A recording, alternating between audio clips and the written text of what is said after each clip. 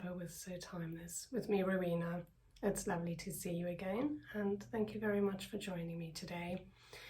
For those of you who are new, welcome. It's lovely to see you as well. And for those of you returning, I'm really pleased to see you, and thank you. If you haven't done so already, please do subscribe below, just so you don't miss out on any future videos. And I'm always happy to hear any comments you have, any ideas you have for future videos, anything you've learned or whatever from my videos, either below or to me privately is absolutely fine as well. So today I am working on some sewing for myself for a change, and I am sewing this absolutely gorgeous fabric. The colour is called Buttermilk, and when I saw it I just fell in love with it, and I knew I had to make something for myself out of this fabric, which I'm now finally getting around to. I've had it in the cupboard for quite some time. But what I wanted to talk about today is a couple of new patterns that I've got recently, which I'm quite excited about, because I'm trying to build up and work on my stock of, I can't think of the word, the dresses that I have available on my website and in my store. And I nearly said Etsy store, but I am moving away from having an Etsy store and doing everything on my own website. If you've watched my previous video, you'll know that. So one of the patterns is a brand new one, which has just been released by Simplicity. And when I saw it, I thought, oh, that's a really great pattern. It's one that I will be able to probably adapt somewhat, but even without adapting it, it is a lovely pattern. So let me show you it so you can have a look and see for yourself. So 1950s, which is the era which I mostly work on at present. I absolutely love these huge big patch pockets. I like having a pocket anyway, but these big patch pockets just really stand out and make the garment. And I do like the collar on this as well. It's very nicely done and very nicely placed. So I have some fabric in mind for at least one of these dresses, so hopefully I will be able to do one of those very soon. And speaking of pockets, this pattern by Butterwick is one where the pockets actually caught my eye. The dress itself is pretty straightforward, a simple general 1950s kind of style, but the pockets really stood out for me. I just love those pockets. Again, almost like patch pockets, but rounded.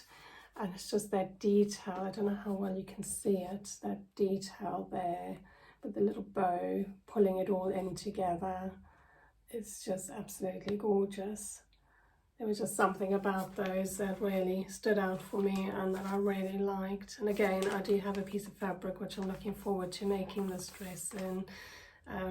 I've got a lovely plain blue fabric which I think I'll do this one in, because I think the plain fabrics will work better to be able to show off the pocket. This one, I think patterned fabrics will work because the pocket is so big and a big patch on it, and you can do like they've done. Yeah, they've done the patch in a different diagonal to the dress, so it stands out. I think that would work really well. I'm not sure about florals. I'd have to give it a try and see what that will look like. But I thought as something to do in the future, well, not too far future, but soon, maybe because it's a brand new pattern just being released, I might do a video of making this dress from start to finish.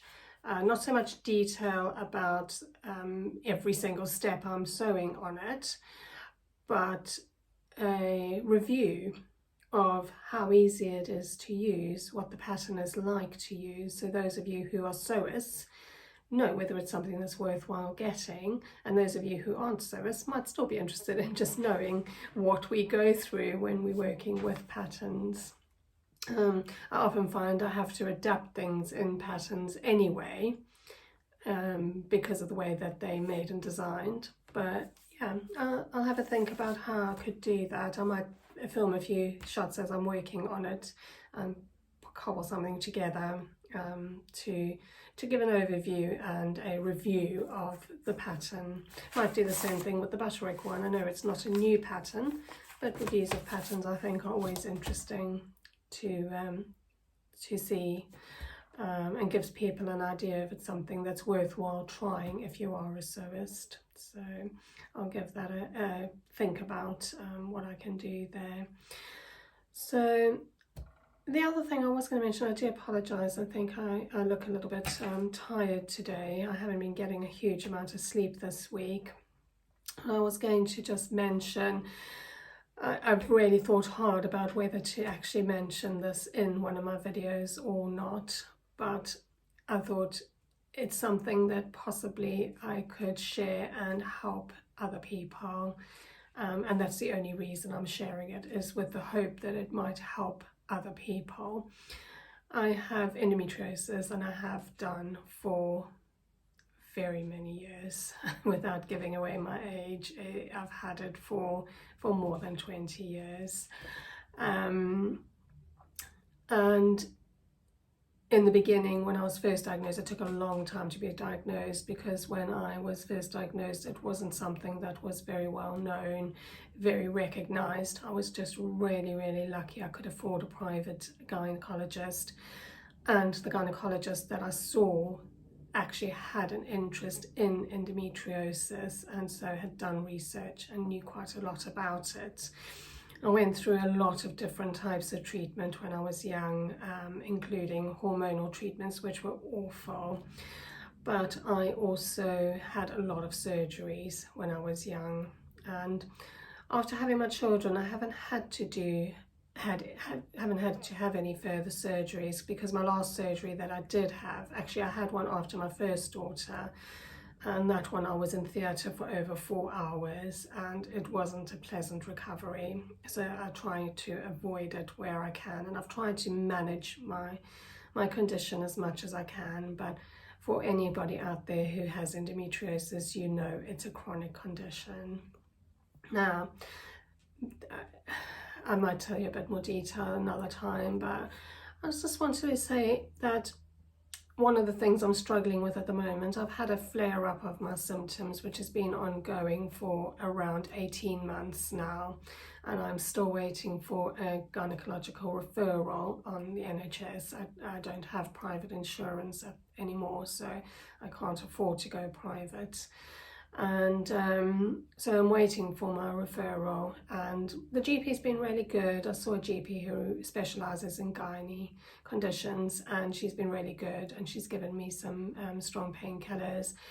One of the things I get a lot of with my pain is nausea, so I'm on nausea tablets as well, anti-nausea tablets I should say. But one of the things I really find is stress does play a big part in increasing my symptoms and making them worse. I have pain all day, every day. That's a norm for me. I do anyway, but at the moment it's a huge amount worse than usual. And I take painkillers at the moment every single day. But one of the things I find is if I can do something that relaxes me, something that I really enjoy, that goes a very long way to helping me controlling my pain. Hence my sewing, and why I've been really working at doing a lot more sewing and building up my business. Building up the business side is not so relaxing, I can tell you, and anybody out there who's tried to put a business together knows that. It is anything but relaxing, but I try to just go with the flow, keep moving forward. I'm just accepting things as they come along. I know the business is going to take a long time to become a fully fledged business. I'm not in any rush to push that. But I'm really using the sewing, the working on sewing projects, working on patterns, adapting them, cutting them out, working on them, choosing designs and cutting out fabrics and then sewing them together, working on what works, what doesn't work,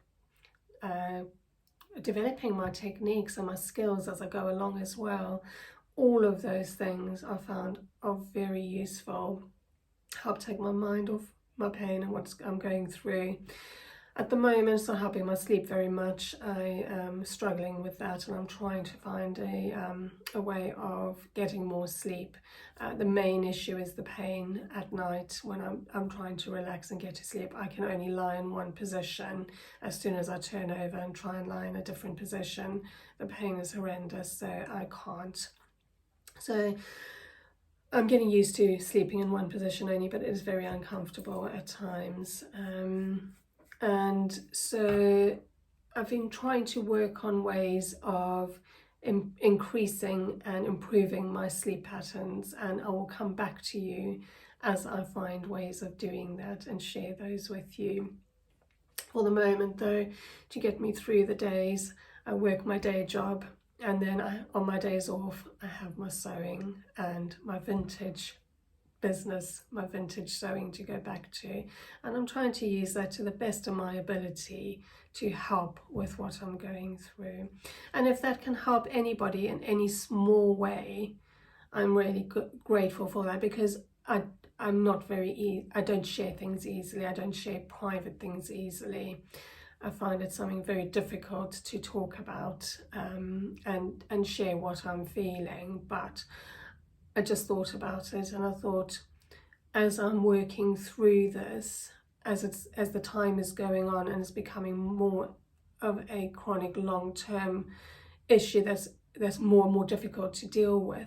Maybe you don't have endometriosis, maybe you have a different pain condition, maybe some of the things I share in some of my videos might help you with that, but I'll mention it again in future videos if I come up with any new ideas, if I come up with any new things. But for the moment, it's the relaxation. Find something to focus on, something that takes your mind off things and that helps you to relax, and hopefully it just gives you a small bit of calm, a small bit of relief from that chronic pain that you're constantly in. I wish you all the very best, and I really hope to see you soon again. Goodbye.